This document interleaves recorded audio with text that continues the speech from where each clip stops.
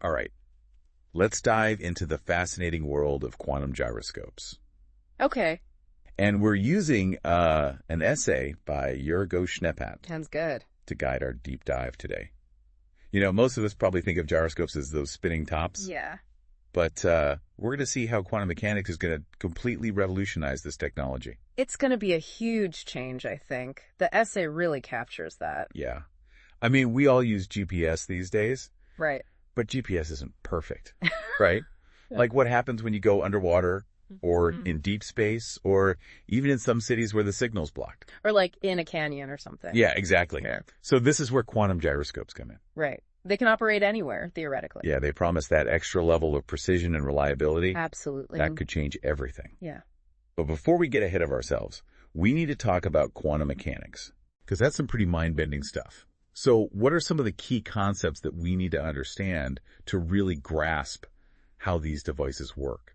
Well, Schneeppot talks about a couple of really important ideas, like superposition. And that's the idea that an atom can exist in multiple states at once. So like, you know how a coin, when you flip it in the air, it's both heads and tails? Yeah. Until it lands. Exactly. So it's kind of like that. Yeah, it's like that, but with energy levels in atoms. So they can be in multiple energy levels at the same time. Okay, I can see how that could be useful for measurement, but how do you harness that superposition? Right. Well, for that, scientists use something called atomic interferometry. Okay. So picture this. They split an atom using lasers into two parts, send those parts along two different paths, and then they recombine them. Okay. And the way those atomic waves interfere with each other when they recombine actually reveals information about rotation. So instead of using like spinning wheels or light beams like traditional gyroscopes, we're using atoms and lasers to detect rotation. Exactly. That's amazing. So what makes this quantum approach so much better than the traditional gyroscopes? So Schneeppot talks about increased sensitivity. And with quantum gyroscopes, they can detect much, much smaller rotations than traditional gyroscopes. So like how much smaller are we talking? Well, optical gyroscopes, which is what we use now, are limited by the wavelength of light. But quantum gyroscopes scale with atomic mass. So if you use a heavier atom, you can, in theory, detect rotations that are orders of magnitude smaller. Oh, wow. So we're talking about a massive increase in precision here. Absolutely. What kind of implications does that have for real-world applications? It could really change a lot of things. Schneeppot talks about space exploration, for one. Okay. So quantum gyroscopes, you could put them on spacecraft for long missions, far beyond where GPS can reach. So no more relying on ground-based systems for guidance. Yeah, that's right. What about closer to home? What kind of applications? Well, Schneeppot talks about the potential for mapping the ocean floor with incredible detail. Okay. So you could put these on submarines or underwater robots. So we could uncover underwater features that we never even knew existed. Right. That's the idea. And that's just the start. Schneeppot also talks about earthquake prediction. Oh. So they could detect those minute shifts in the Earth's crust. That could save so many lives. Absolutely. It's pretty amazing. It really does sound like quantum gyroscopes could change the world. Yeah. I think so. But I'm sure it can't all be easy, right? Oh, no. What are some of the challenges? There are definitely challenges. One of the biggest ones is miniaturization. Okay. So right now, these quantum gyroscopes, they're huge, bulky lab setups. Yeah. So shrinking them down to a practical size for everyday use, that's a major engineering hurdle. That makes sense. Yeah. To go from a controlled lab environment to something robust and portable in the real world. Exactly. What other challenges are there? Well, stability is a big one. Okay. They're extremely sensitive to any outside interference. Like what? Like temperature changes or magnetic fields. Okay. So figuring out how to make them work reliably in all kinds of environments, that's critical. So we've got to make them small. We've got to make them stable. Right. I'm guessing cost is probably a factor too, right? Of course. These are probably pretty expensive to build. Yeah, they are. It's the manufacturing process, all the specialized components. It adds up. Right, because it's cutting edge technology. Exactly. But I really want to know more about how these things actually work. Yeah. Like what's going on inside. Well, to really understand that, we have to talk about ultra-cold atoms. Okay. And how they interact with lasers and magnetic fields. That's where the real magic happens. I am ready to geek out. Let's do it. All right. So in the next part of our deep dive, we'll explore the heart of these devices. Sounds good. We'll see how those ultra-cold atoms work and how lasers and magnetic fields all play a role. It's a pretty amazing journey into this world where quantum mechanics and engineering come together. Awesome. I can't wait. Me too. We'll be back in a flash to continue our exploration of quantum gyroscopes. Stick around. Okay. Welcome back to our deep dive into quantum gyroscopes. When we left off, we were talking about ultra-cold atoms. Yeah, it sounds kind of sci-fi, doesn't it? Like, how cold are we talking? Well, scientists have gotten really good at working with atoms at these ultra-low temperatures. They cool them down to just a fraction of a degree above absolute zero. Wow, that's like the coldest temperature possible, right? Yeah, pretty much. But there's a reason they go to such extremes. At those temperatures, atoms start behaving in a way that's dominated by quantum mechanics. So their wave-like properties become more important. Exactly, and that's really key to how these quantum gyroscopes work. Okay, so we've got these ultra-cold atoms behaving in a quantum way. What happens next? Lasers. Ah, of course, lasers. Always got to have lasers. Pretty much. They use lasers to create what's called an atomic interferometer. Okay, I'm listening.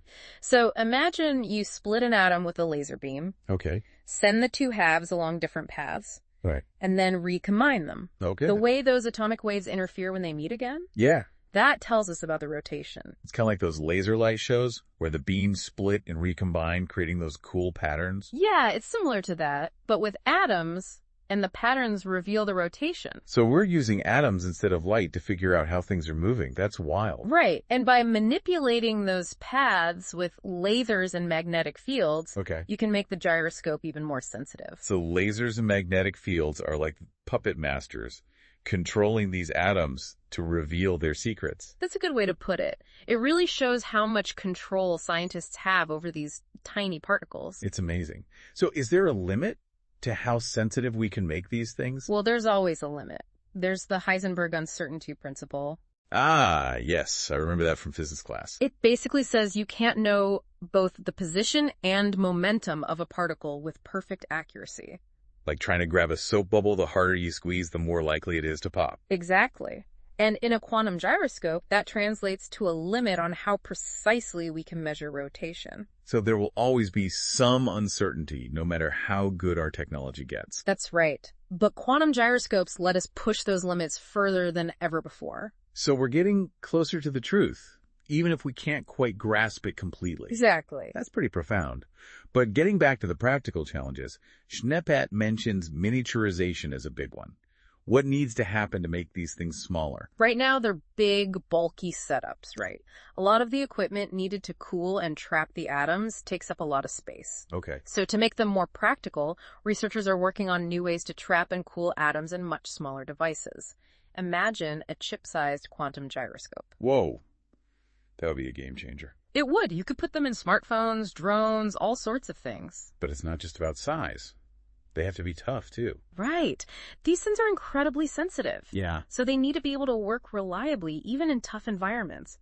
Imagine a quantum gyroscope in a self-driving car bouncing down a bumpy road. Or in a spacecraft out in the depths of space. Exactly. So making them robust is a huge engineering challenge. It sounds like it.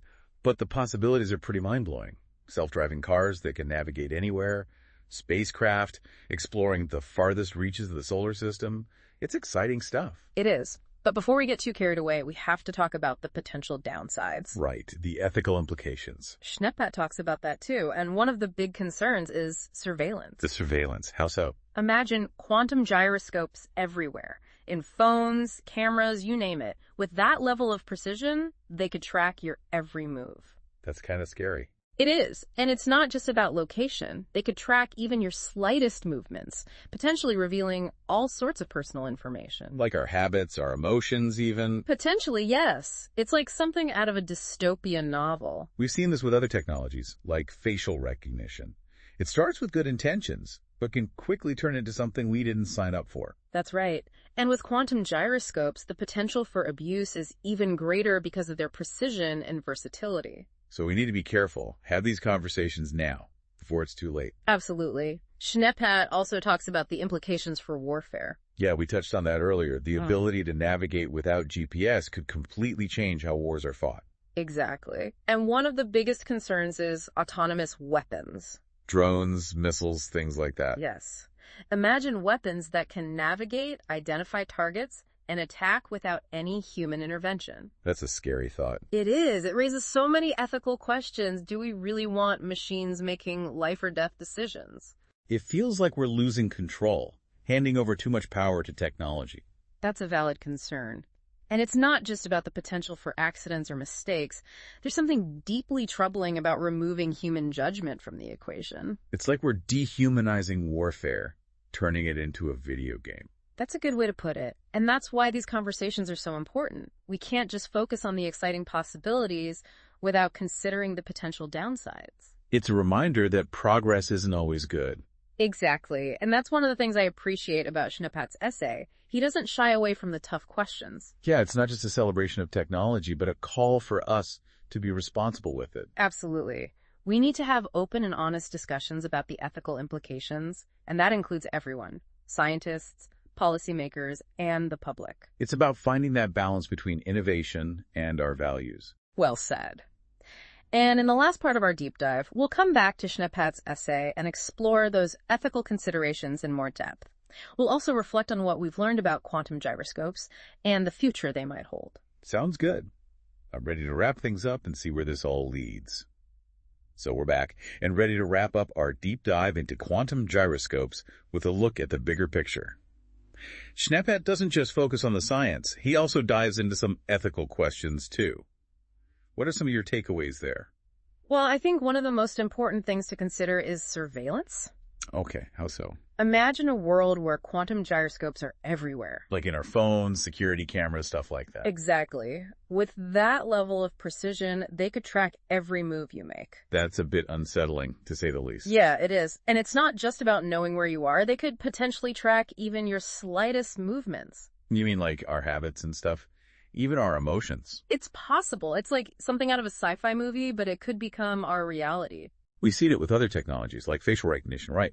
It starts with good intentions, and then suddenly, we're being watched everywhere we go. Right. And with quantum gyroscopes, because they're so precise, the potential for abuse is even greater. So we need to be really careful about how this technology is developed and used. Absolutely. We have to have these conversations now, before it's too late. Schnepat also talks about how quantum gyroscopes could change warfare. We talked about that before. Right. The ability to navigate without GPS would be a game changer on the battlefield. But it also raises some pretty serious ethical concerns, like autonomous weapons systems. Exactly.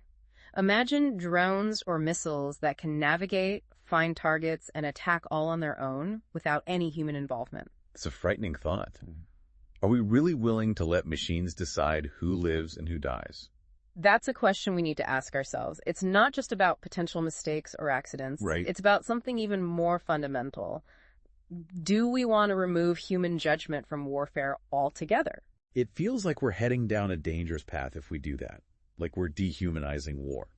And that's why it's so important to discuss these ethical implications. Schnepat does a good job of highlighting those in his essay. He's not just saying, hey, look at this cool technology. He's also saying, let's think about the consequences. Exactly. It's a call for all of us, scientists, policymakers, everyone, to be responsible. So it's not just about the technology itself, but how we use it. Right. We need to find a balance between innovation and our values. Well said. And I think that's a good note to end on. We've learned so much about quantum gyroscopes. The science, the potential, the challenges, and the ethical questions they raise. Yeah, it's been a fascinating journey. Schnepat's essay gave us a lot to think about, and we hope our listeners will continue to explore these ideas. Definitely. The future of quantum technology is still being written, and it's up to all of us to make sure it's a future we want to live in. Thanks for joining us on this deep dive, and a big thanks to Yoroku Schnepat for his thought-provoking work. Until next time. Take care.